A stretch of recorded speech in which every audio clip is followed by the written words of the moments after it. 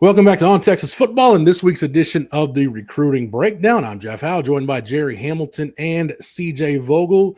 We're going to drop a lot of recruiting knowledge and try to pack in as much as we can. But before we do that, Gerry, let the Longhorn fans out there know that if they've got something on four wheels that needs to be insured, they need to get in touch with Mark Saunders. Yeah, they do. Texas alum Mark Saunders. When it comes to protecting all your stuff, wouldn't it be great to have one place that protects all of it? Well, I've got some great news. As does Jeff and as does CJ. That guy is Texas All-State agent Mark Saunders, who serves the Austin and Round Rock area and the entire state of Texas. That means he's the only insurance agent you need. Everything from your home, car, and your boat to your motorcycle, RV, and ATV.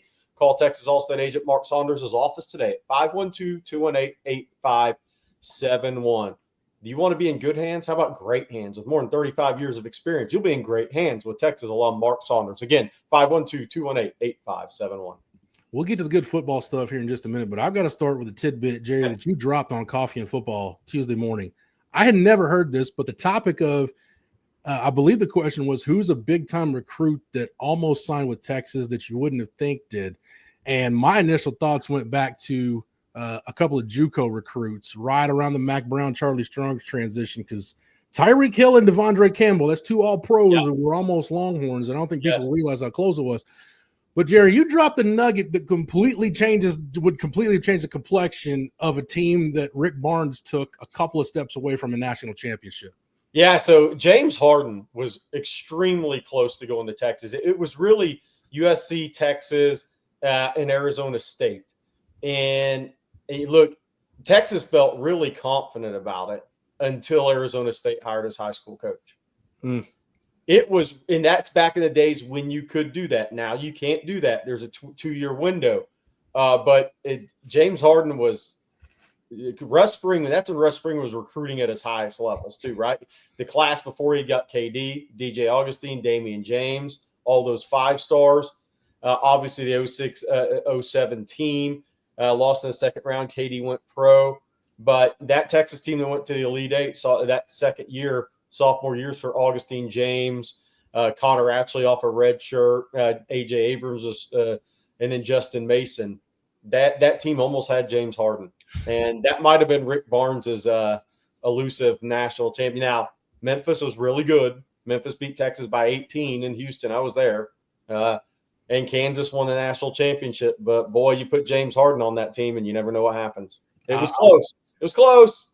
Gerry, I would have loved to have seen James Harden and Derrick Rose going kind of punch for punch in a regional semi, in a regional final to get to the Final Four, but didn't happen. But what? Hey, here's how that changes, Jeff. Texas would have been a 1 seed. They never had to play Memphis. That's true. They probably get through Kansas in the Big 12 tournament. You're right, and they probably are a 1 seed at that point. So they wouldn't have had to play Kansas or Memphis in an Elite Eight game.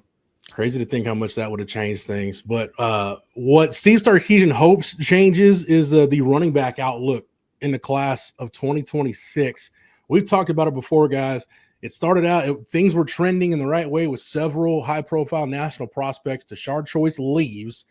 Things get put on hold. Chad Scott takes the job. And not only is Texas in a strong position once again with guys like KJ Edwards and Amari Latimer, Derrek Cooper's come on the board.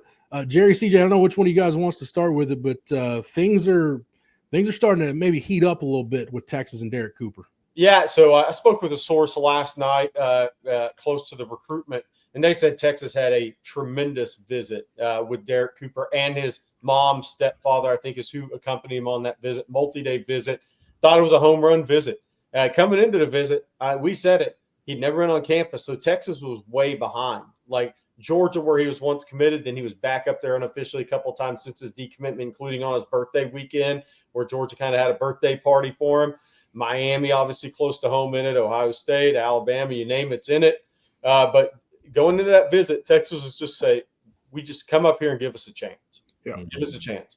Penn State had an official visit scheduled at the time. That's since been canceled. But the visit went tremendous, not only for Derrek, but for his family.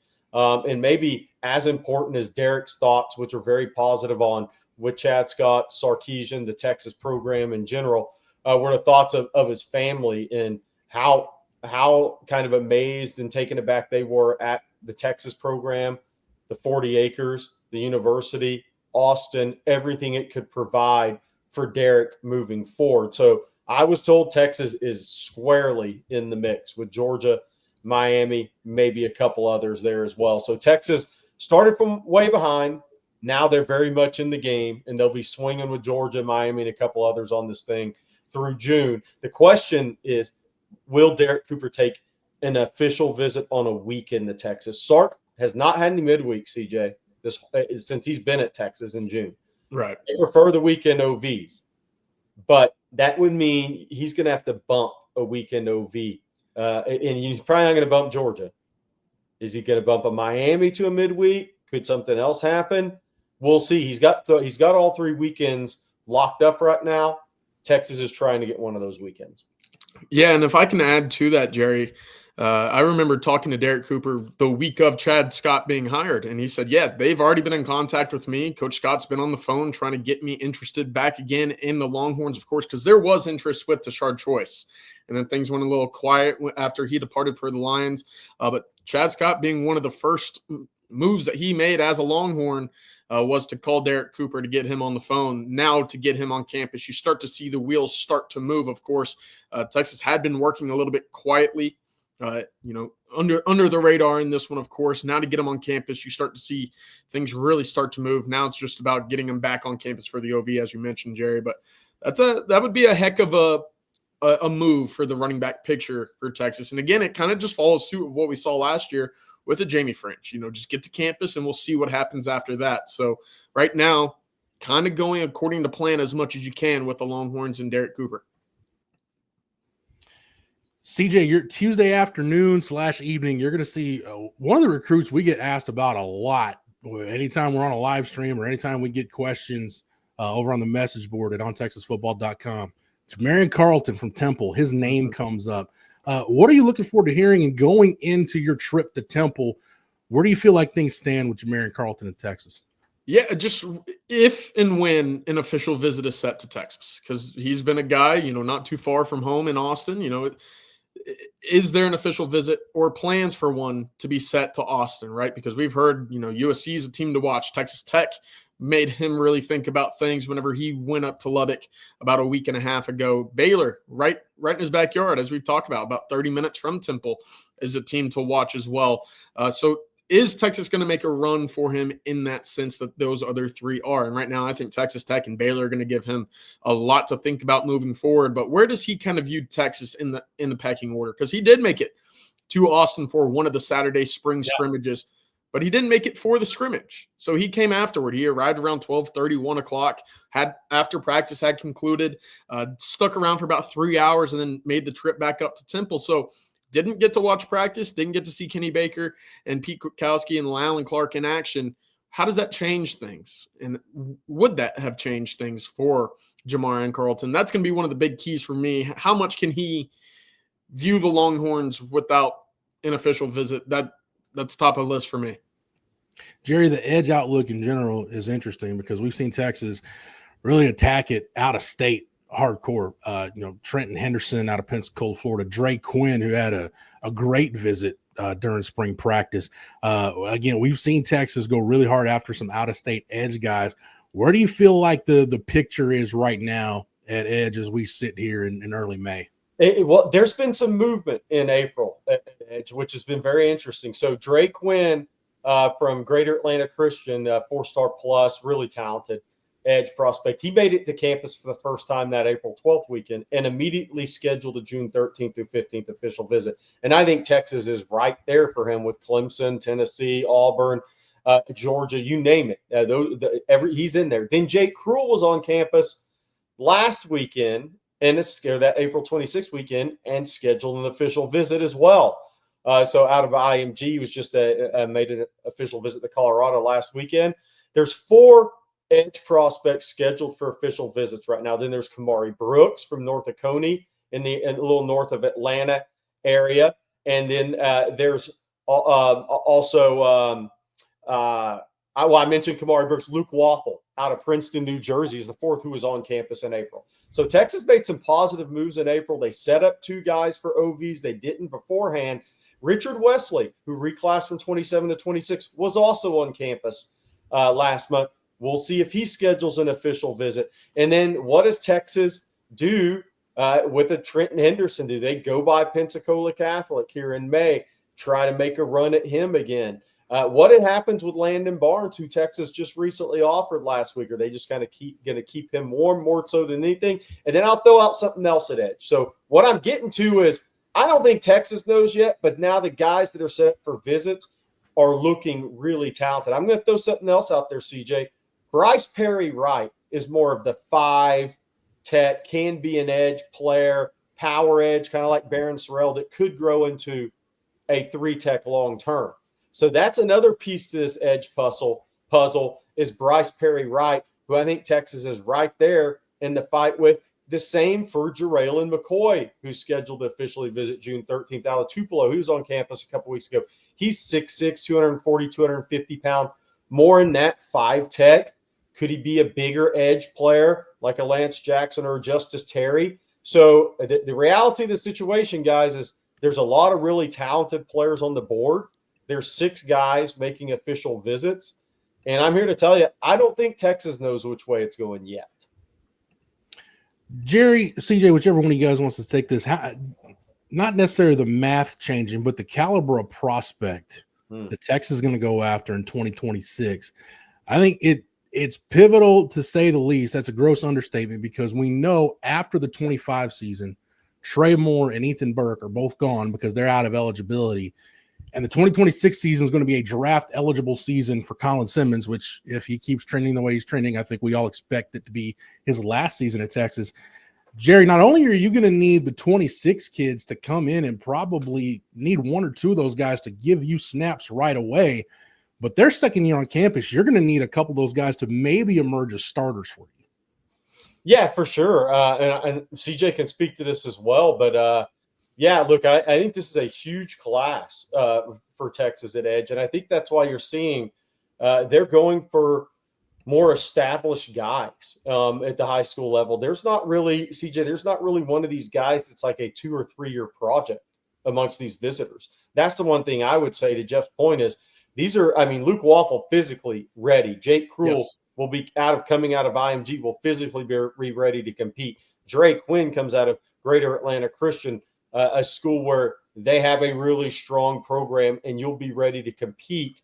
Obviously, anybody out of Buford is going to be ready to compete. So to Jeff's point, Texas isn't really, there isn't anybody on that list that's like a 2-year type of project, like a sit and let them bake for a couple of years. These are guys they're looking at that can come in and push early on.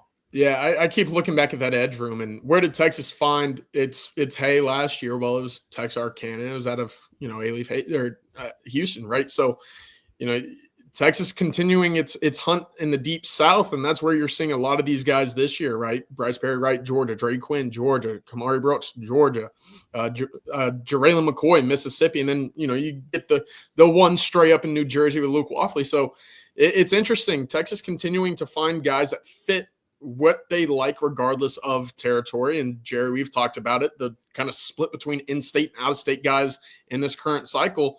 Hey, at the edge position, if you can play ball and you're looking like you can compete and contribute right away, Texas will find you and put you pretty high on their board. Overall, seems like to me. Guys, before we move on and talk about coaches on the road, Gerry, one more time, let them know about Mark Saunders. Summertime is upon us, and boats, RVs, ATVs, they're about to get a workout. You need to get those things insured. Yeah, absolutely do. And that's why you call Texas All-State agent Mark Saunders. He serves the Austin and Round Rock area, the entire state of Texas. As Jeff said, your home, car, boat, motorcycle, RV, ATV. He's the only insurance agent you'll need for all of it. Call Texas All-State agent and Texas alum Mark Saunders' office today, 512-218-8571. With over 35 years of experience, Texas alum Mark Saunders is who you want for all your insurance needs. Again, 512-218-8571. Coaches are on the road, guys. They've hammered schools inside the state of Texas and targets inside the state of Texas. Now they're starting to branch out nationally. Where are we at this week, guys, in terms of where the coaches are going to be? Yes, so they're out in West. A lot of coaches are out West. They started Arizona, going to California. I think Kyle Flood's even going out to Hawaii to see Malachi Lee late in the week. I'm sure he'll be going to lay at that school stop, right? And then I think you're going to see Kenny Baker A couple of coaches working east a little bit as well. Texas put out an offer to 2027 defensive lineman out of Hueytown in Alabama yesterday. I think the following week you'll see a lot of guys in Georgia, Florida, but a lot of coaches are starting the week out west, Arizona, California. I'm sure we'll see Johnny Nansen in Las Vegas at some point. So they're kind of working that West Coast area at the beginning of this week. And I think those next 2 weeks in Miami, man, it's going to be a big shift east and maybe up the eastern seaboard. Jeff Banks could appear in North Carolina, I'm willing to bet. He'll be down at Brunswick, Georgia. But right now, CJ, 3 offers went out in Arizona yesterday on day one.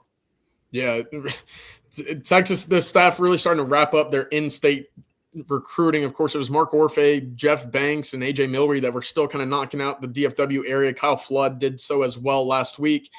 New territory is going to be Kenoto Hudson in that San Antonio region, and that was one of the stops I made last week. We'll get to that here in a minute. But Gerry, the big-time 2027 running back offer with Noah Roberts was extended an offer yesterday. That's a kid with about 30-plus offers at the moment. He's been offered by everybody this spring. Also made about 7 or 8 visits this spring. Texas now in the mix. His official visit or his unofficial visit list included Michigan, Nebraska, Oregon, USC, Alabama, Ohio State. Quite a lengthy travel list for a 2027 running back, but right now that's one of the top in the country in Texas. Now with the tat in the ring, we'll see, of course, when or if a visit to Austin will be made. But I did want to talk a little bit about Kenoto Hudson stopping by in the San Antonio area because he got to see a 2027 safety that I think will be one of the top guys in the state. You talked about Jaquan Snell up at Waxahachie. The staff got to see him and Mark Orfe on Friday. Well, now Kenoto Hudson got to see Eli Johnson out of Cibolo Steel, the same high school as Caden Stearns. And I made the trip down there on Monday where obviously the comparison was made to Caden Stearns, a 6'3", rangy safety who's going to play both sides of the ball. What Texas does, we'll have to wait and see. No offer has been extended yet, but he's about 15, 16 offers in and currently looking like one of the best rangy safeties that you'll find in the state for the 27 class. CJ, real quick, 2027 quarterback. We're getting to the time where, they're evaluating guys. We know they're Sark and AJ Milbury have a certain way they do things. But AJ Milbury's getting ready to see an in-state 2027 prospect. Yeah, he went up and saw Jerry Meyer III at Waxahachie last week as well. He was one of the more prolific single-season record holders in all of Nevada high school football history before moving down to the DFW area. No offer, again, has been extended, but this is something that has been new, right? Jerry Meyer's been to campus twice. Now he's getting the camcorder reaction videos from AJ Milbury in person. So we'll see. But right now, we've talked about whether it be a Peyton Houston, whether it be a Ziegler out of Louisiana as well, whether it be a Gunnar Rivers, right, from Alabama.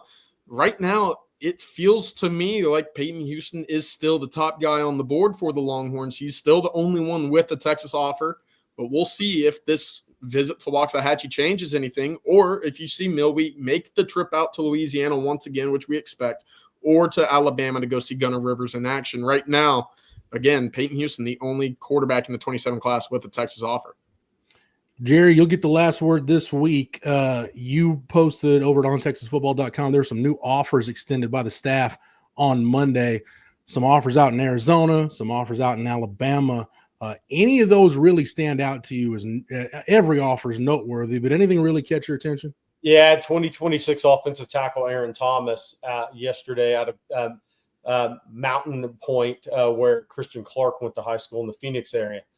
Look, with Cody Green flipping from Oregon to Washington and being done, it sounds like, with the process for now, and Kenye Pepe deciding to go back home to Los Angeles for college. His mom's had a couple of health issues out there, and we know how that worked out with Kelvin Banks in the end, even though he's at IMG. It'll be interesting to see if he returns to IMG next year.